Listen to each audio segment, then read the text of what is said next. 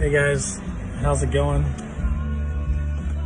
Okay, so I decided to do this video on Proposition 22 from my car. Do you like the visual from my garage?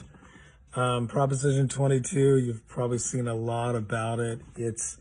Let's be honest, it's the Uber and Lyft sponsored initiative that they put on the ballot, signatures and all that, to fight the legislature because they're in some sort of a battle over, I can't even tell you, I don't have my paperwork right here, but I can't even tell you what the name of the assembly bill is. But last year, the year before, the assembly decided to meddle in the affairs of all the contractors in the state of California, and they decided to create a law so that everyone that offers contracting business, and that affected everyone from truck drivers to people in food service to personal services, hairdressers, as you know, really affected us.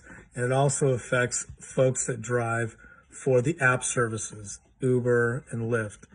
And that law that they passed created a situation where everyone that's a contractor has to now have a certain amount of hours that they're entitled to and a certain amount of benefits and all sorts of stuff that's really expensive to provide for an employee. So essentially it eliminates the class of contractors.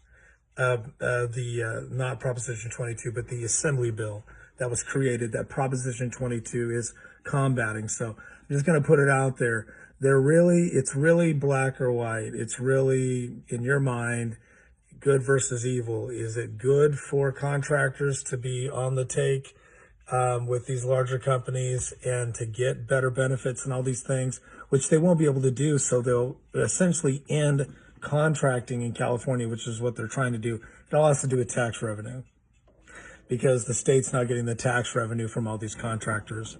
That's a whole nother story because a lot of the contract money is cash and that's not being reported and it's not being taxed.